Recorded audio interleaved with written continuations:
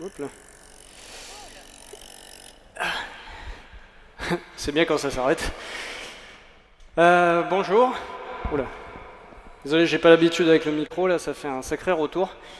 Donc, je vous souhaite une bienvenue. Et aujourd'hui, je viens vous faire une présentation en fait d'une adaptation d'un personnage de manga qui est Rem du Death Note, en version un peu plus cinéma, on va dire. Donc, on reste sur le personnage manga avec une petite adaptation un peu plus réaliste, on va dire, mais en gardant quand même le thème du manga. Donc, ce que vous avez vu juste avant, c'est une préparation pour les prothèses. Bon, c'est un peu en bref, hein, parce que du coup, c'est juste les premières parties. Et j'ai placé les prothèses un peu en avance, parce qu'on a très peu de temps ensemble. Donc, je vais vous expliquer un peu le process. Donc, j'ai moulé Lorena il y a à peu près 1 mois, 2 mois, pour avoir vraiment l'empreinte de son visage sur mesure.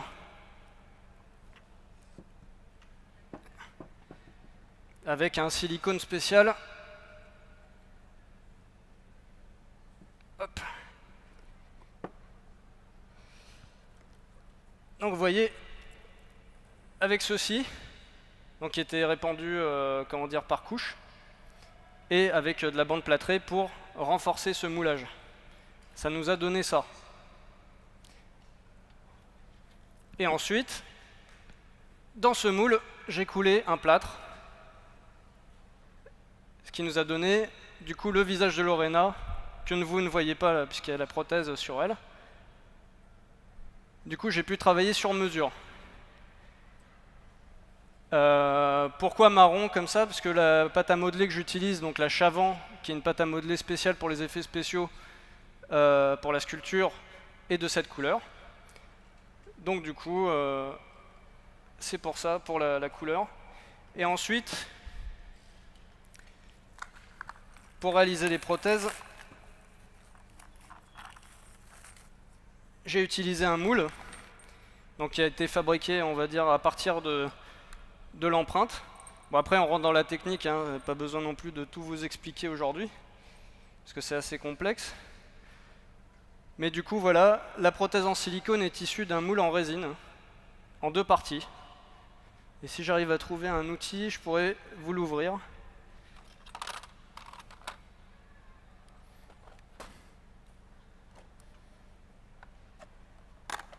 Ouh, ça brûle. Voilà. Donc vous voyez là, ça c'est le positif. Donc ça c'est la même chose que le visage que vous avez vu en plâtre. Et ça c'est le négatif. Donc là dedans en fait on a le négatif de la prothèse. Et quand le moule est parfaitement fermé, parce qu'il faut qu'il soit hermétique et qu'il n'y ait pas de jeu, on obtient une prothèse qu'on va injecter. On va injecter le silicone qui va remplacer ce qu'on avait utilisé pour la sculpture. Vous vous souvenez, la pâte à modeler. On enlève la pâte à modeler, on la remplace par du silicone.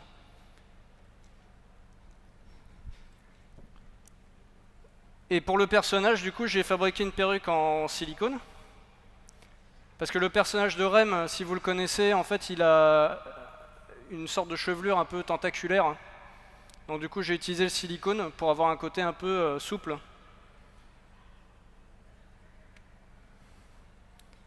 J'ai un peu revisité le personnage. Normalement, la chevelure est beaucoup plus blanche. Donc il y a un rappel quand même du blanc et on va dire les tentacules beaucoup plus foncés en pointe. Donc j'ai gardé l'esprit, mais en faisant une matière beaucoup plus organique. Si on peut faire un zoom éventuellement sur la matière.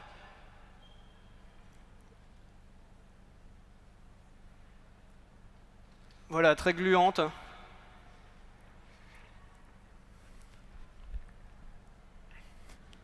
Et aussi un dentier, donc qui est aussi fait sur mesure. Donc parce que le personnage en fait a des dents de vampire sur le devant. Donc ça aussi c'est par rapport à des séries de moulages, d'empreintes, et le final est en résine dentaire. Ça, je le mettrai en dernier quand j'aurai fini le maquillage.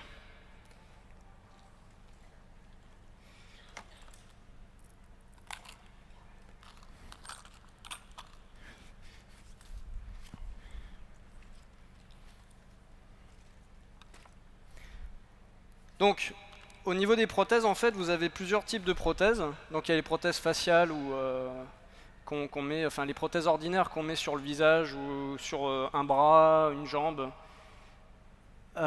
qui sont issues d'un moule, comme je vous ai montré, bleu, parce qu'il doit garder le galbe et la forme de comment dire, des traits du visage.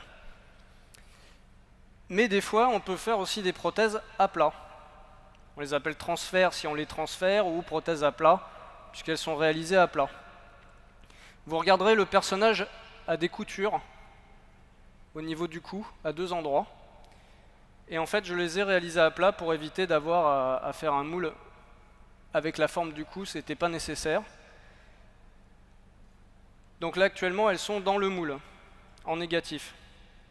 Après, ce que je vais faire, c'est que je vais mettre de la colle des deux côtés, réunir, défaire, et après maquiller par-dessus. C'est le principe de la transfert. Le moule est souple, donc du coup il peut épouser, vous voyez, n'importe quelle forme. Si je voulais faire une balafre qui suit n'importe quelle partie, ça serait possible. Donc c'est ce qu'on va faire, on va commencer par la première pièce. Donc je repère un peu.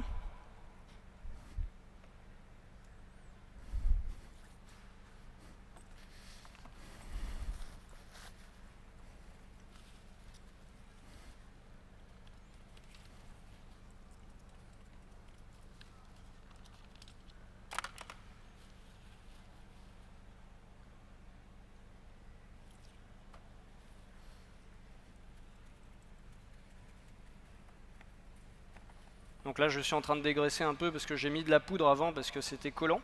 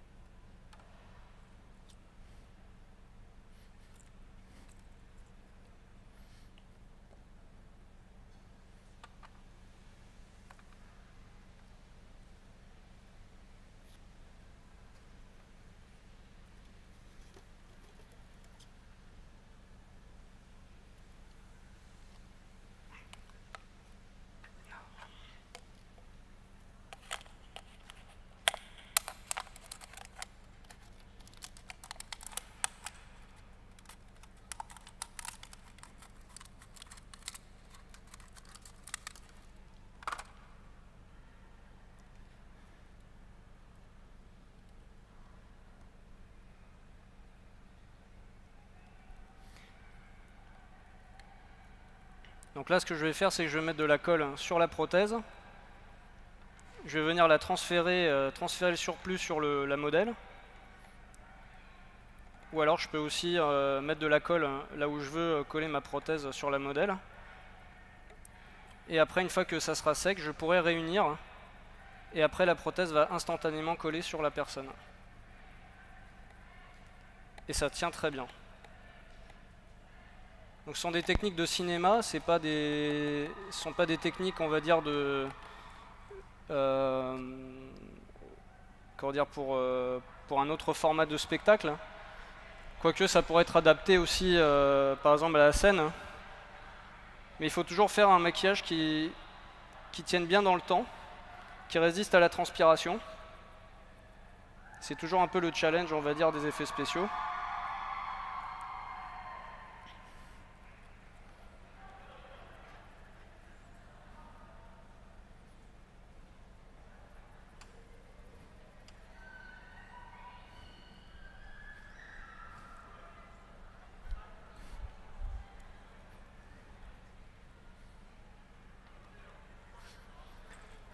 Alors, petit coup de sèche-cheveux.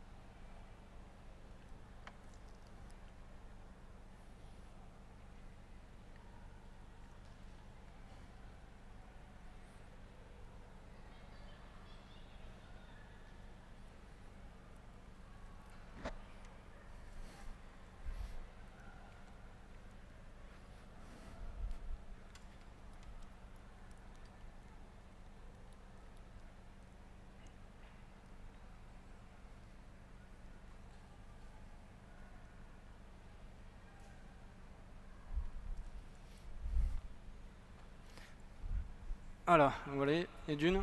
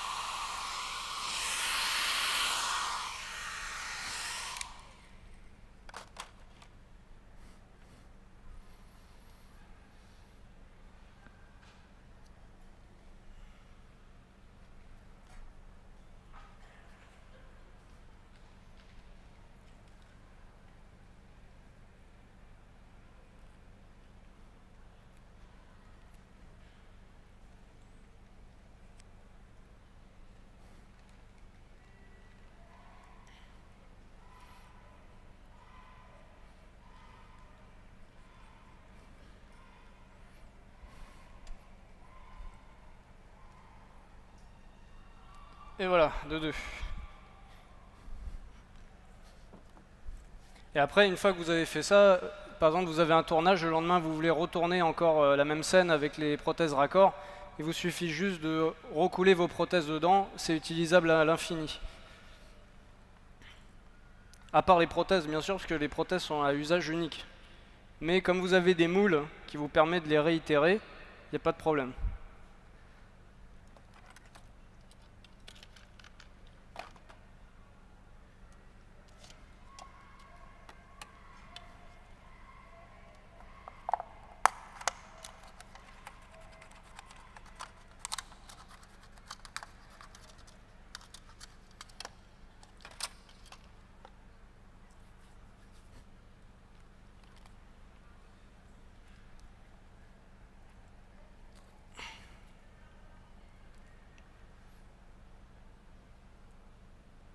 Non, c'est parce que ça se... J'avais l'impression que ça se décollait, non. C'était un effet d'optique. Hmm.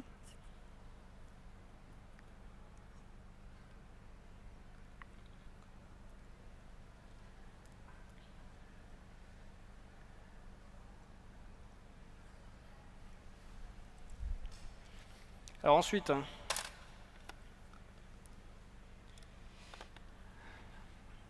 je regarde le timing quand même.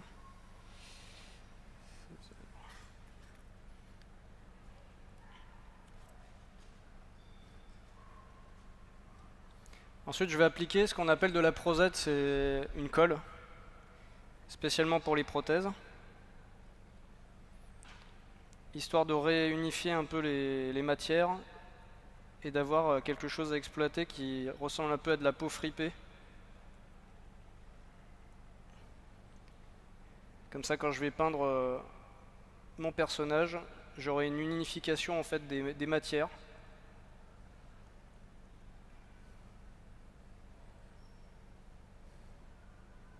Parce qu'en fait, la créature dans ce manga ressemble un peu à une momie.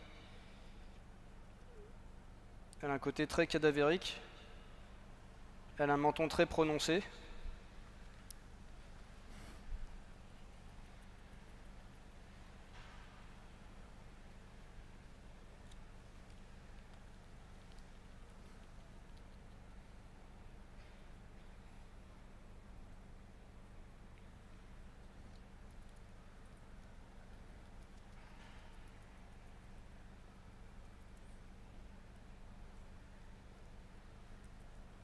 Bon après, si c'était un manga, comment dire, pour un cinéma à gros budget, c'est sûr que le personnage serait beaucoup plus simple hein, par rapport à son gabarit, le costume qu'il a dans la bande dessinée, de la créer totalement en 3D et d'utiliser de la motion capture.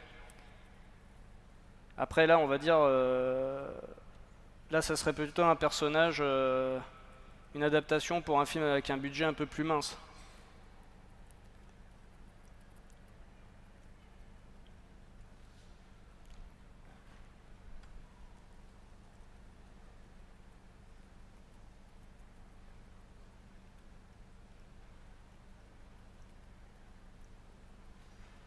Parce qu'il ne faut pas non plus oublier que les transformations en 3D, ça coûte extrêmement cher.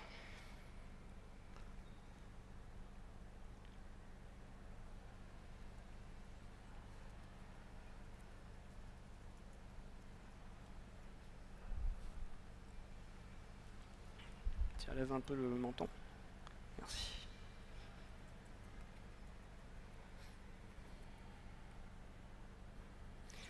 Donc du coup là bah, j'en profite pour me présenter un peu plus.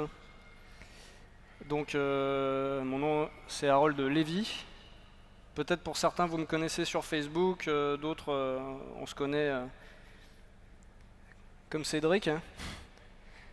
On se connaît d'un tournage sur lequel il est venu prêter main forte hein, sur un tournage de zombies il y a quelques années maintenant. Et donc du coup moi je suis maquilleur freelance, ça fait 10 ans maintenant, enfin un peu plus de 10 ans. Et je travaille chez Make Up Forever, je donne des cours d'effets spéciaux, prothèses, dans la cité du cinéma à Besson, enfin de Besson à Saint-Denis. Donc peut-être vous avez entendu parler de cette école, ou en tout cas des studios de Besson. Et voilà.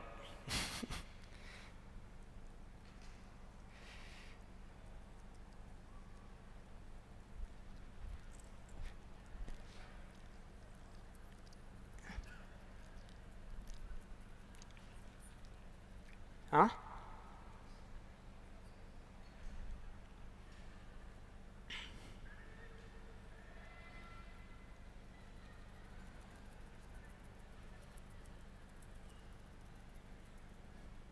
Donc là en même temps aussi ce que je fais c'est que je crée du grain pour assimiler les prothèses entre elles. Ça fait une fine mousse en surface, des fines bulles qui créent une légère texture.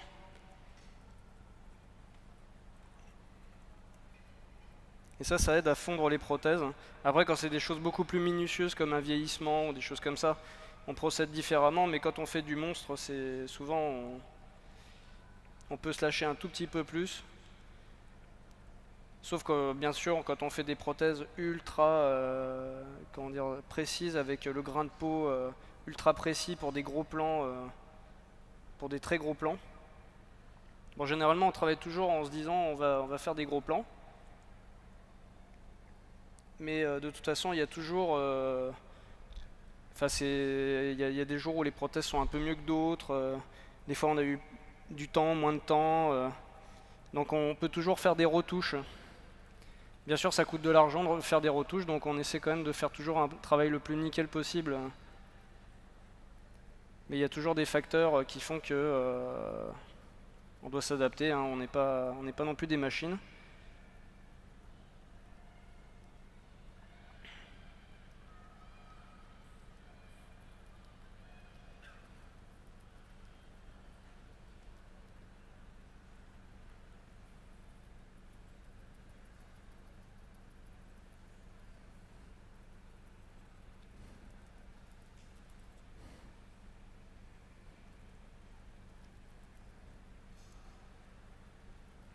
Puis après, ce qui se fait de plus en plus, c'est des maquillages effets spéciaux combinés avec les effets spéciaux 3D pour les compléter, enfin pour les sublimer, on va dire.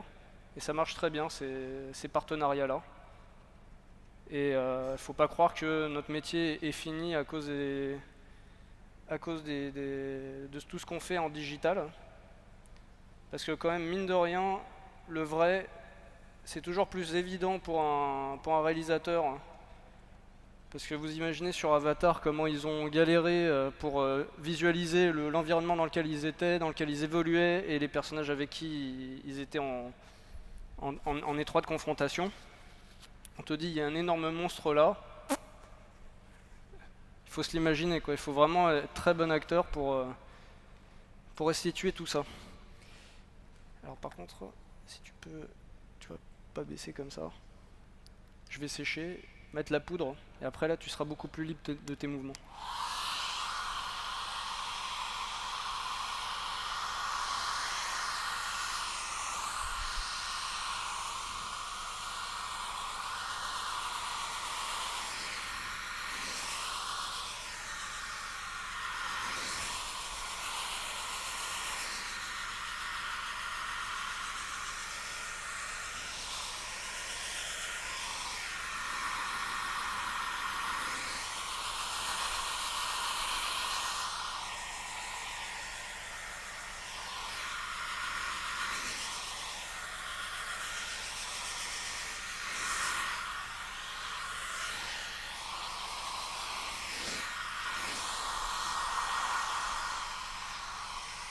Donc bouge pas d'un poil.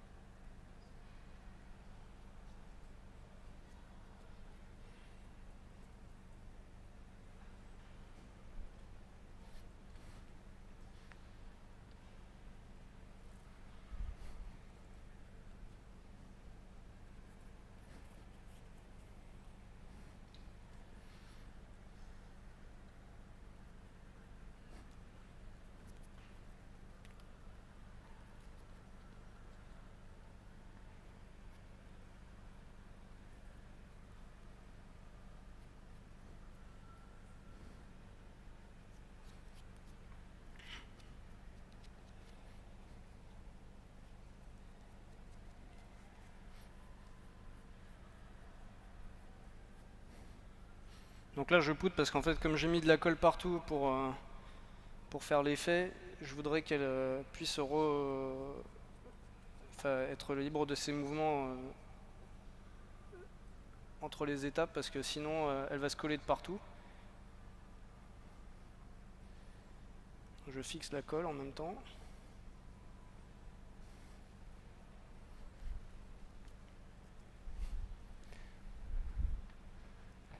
Donc maintenant je vais pouvoir passer à la peinture. Donc là ça va être le teint pour commencer, un teint très pâle qui va rejoindre celui que je lui ai fait dans les prothèses en fait qui sont teintés dans la masse. Très clair.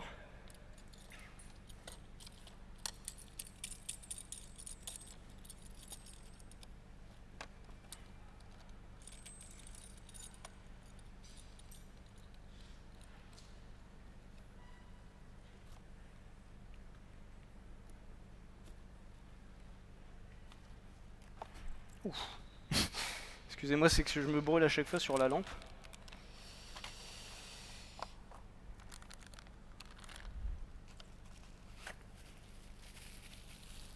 Donc quand je peins, en fait, c'est avec un aérographe la plupart du temps, pour éviter d'avoir à toucher et d'abîmer le maquillage, on va dire. Et je peins aussi avec des fonds de teint à l'alcool qui sont exprès faits pour les effets spéciaux. Et l'aérographe, c'est un pistolet, pour ceux qui ne savent pas. Il manque le câble.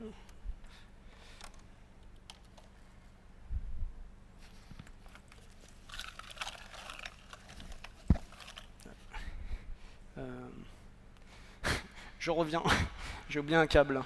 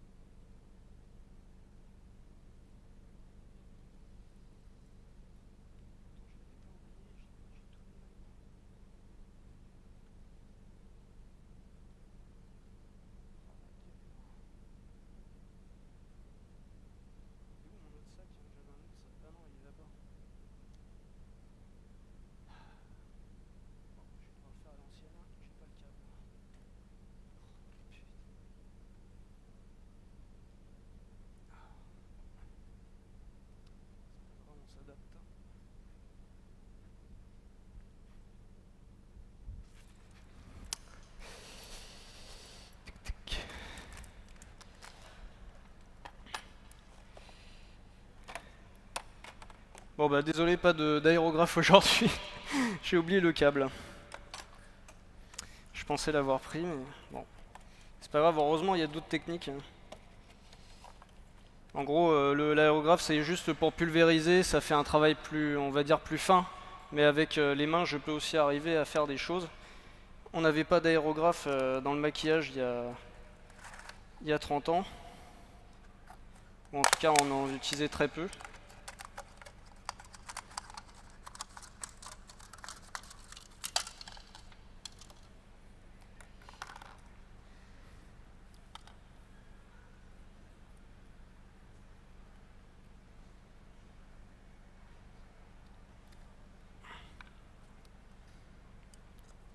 Donc là, je fais un mélange qui est à base de colle et de colorant. Et grâce à ça, je vais pouvoir faire le teint de base de mon personnage. Et c'est un teint qui va très bien tenir,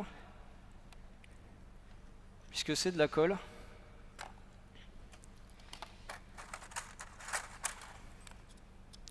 Et les maquillages à l'alcool, ça tient aussi très bien, mais souvent ça peut s'effriter aussi. Donc après, selon l'utilisation, j'adapte aussi mes techniques.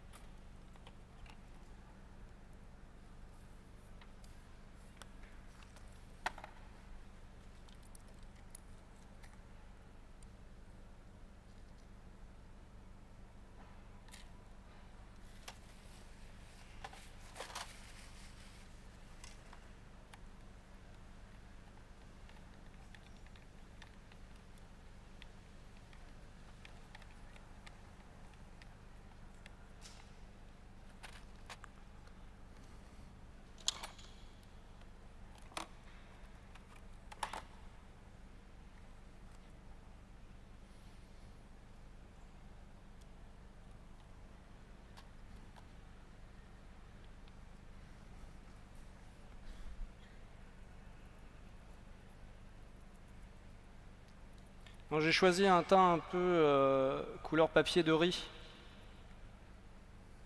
clair et à la fois beige, parce que du blanc blanc c'est moins réaliste quand même qu'un léger teint chair.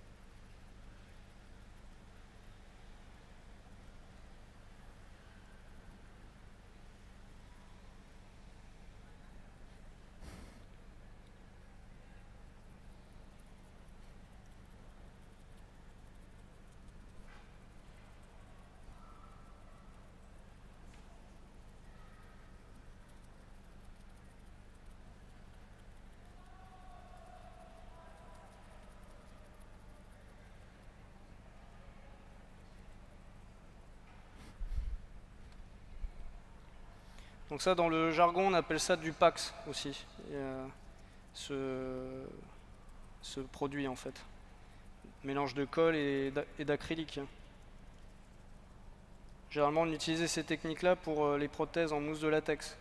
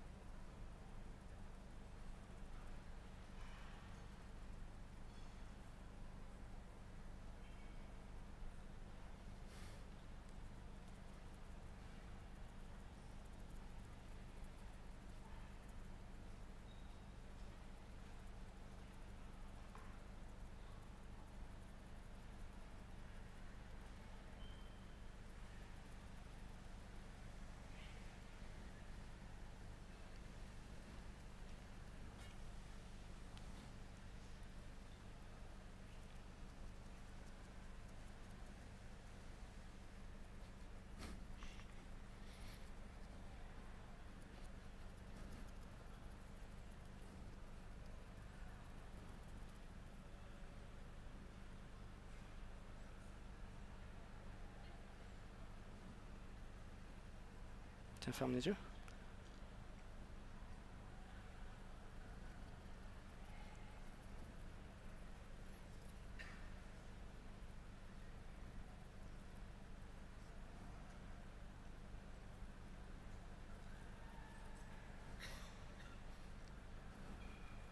Et garde les yeux fermés.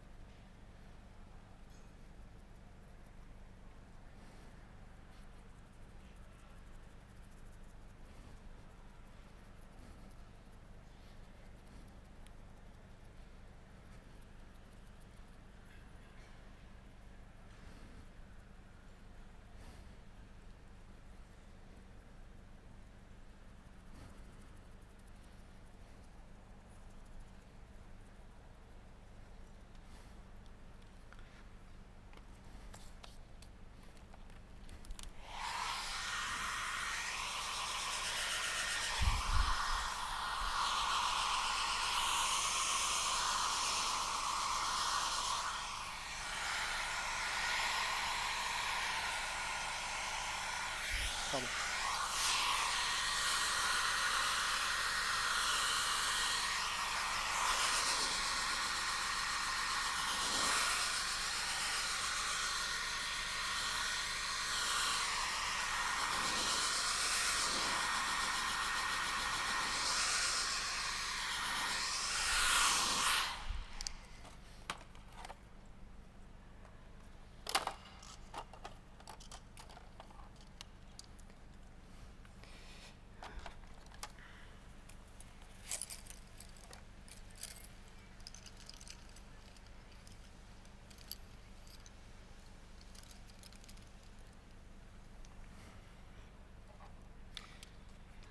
Ensuite, là, je vais commencer un peu le maquillage. Bon, je vais pas avoir beaucoup de temps, malheureusement, donc je vais faire quelque chose de très simple.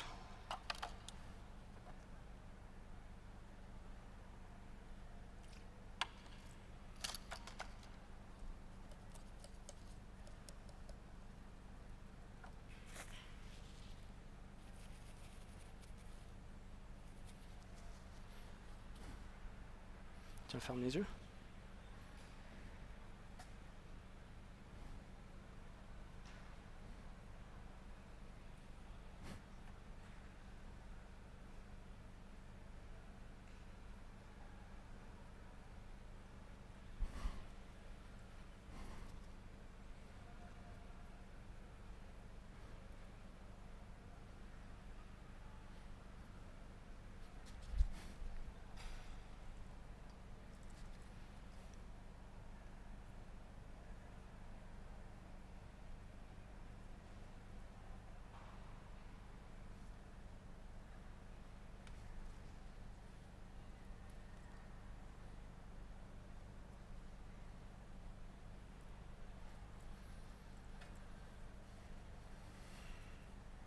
Ferme les yeux.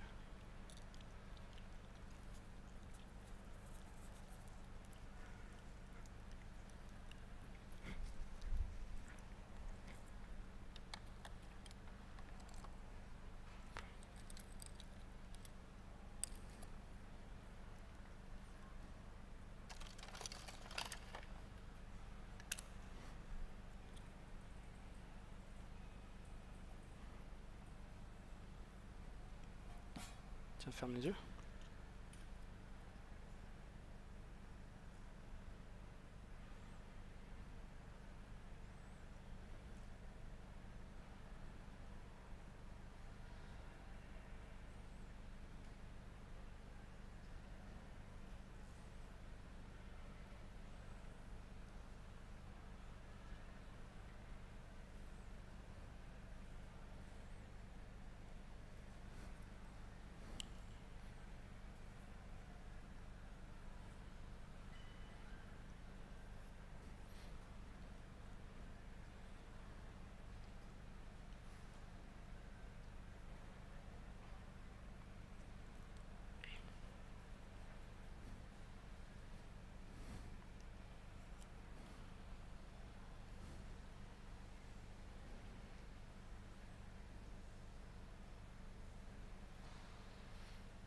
Tu regardes en l'air.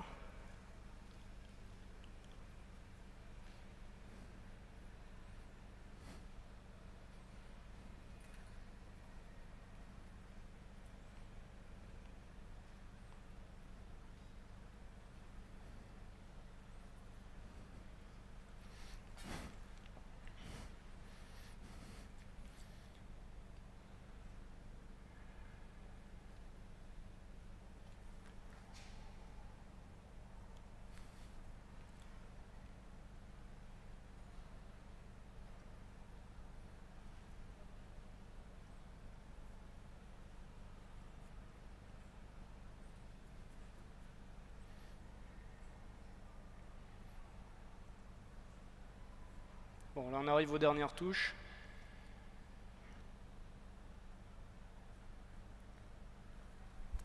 Oups.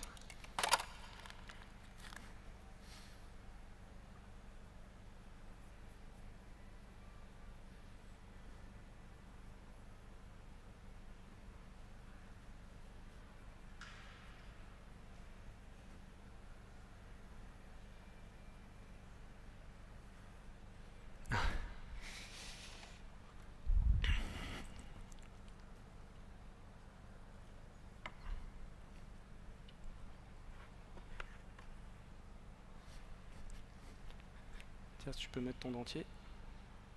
Tac.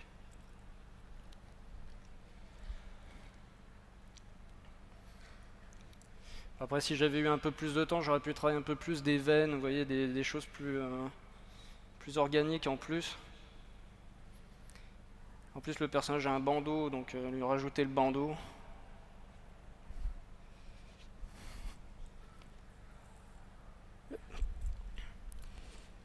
Et dernière petite touche.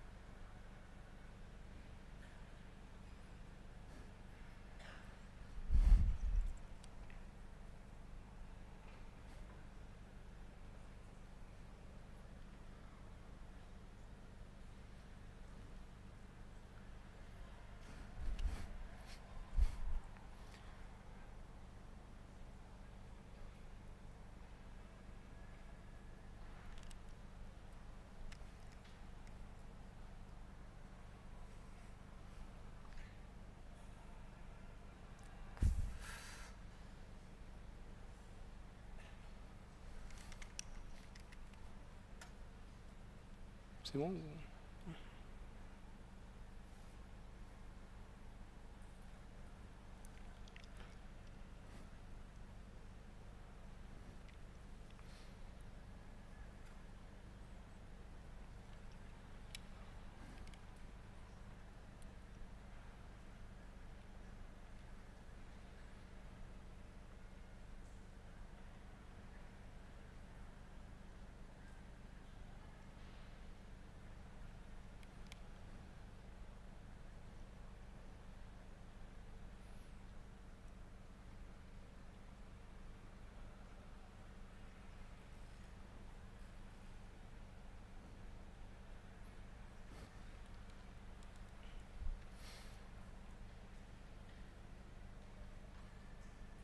Bon, après, est-ce que je vais matérialiser en gras, mais normalement je voulais coller de la laine pour imiter vous savez, les coutures ici là.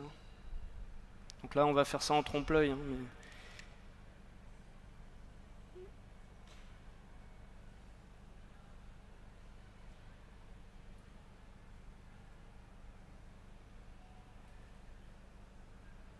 normalement pour un maquillage comme ça, sur un plateau de cinéma, on a quand même au moins 2 heures, 2 heures et demie. Des fois on a même 4 heures selon la complexité du maquillage, genre le Seigneur des Anneaux, vous voyez, des choses comme ça. Donc là en 45 minutes, on est bien loin du compte. Mais bon, ça vous donne un aperçu quand même.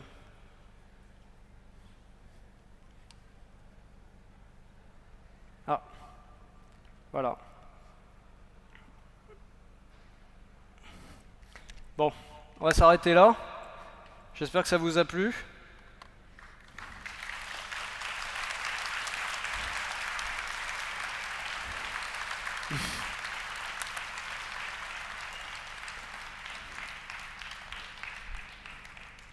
Et puis bah, après ça, il y a la partie la plus sympa, c'est le démaquillage. Je sais pas si c'est pour le modèle ou pour le maquilleur que c'est le plus sympa, mais en tout cas, c'est un partage en tout cas. Voilà. Si vous avez des questions, n'hésitez pas après à venir me voir et tout ça. Il y a aussi Lucie qui s'occupe aussi de la partie, on va dire, d'école, si l'école ça vous intéresse. Et si vous avez des questions techniques aussi à me demander, voilà, sans problème.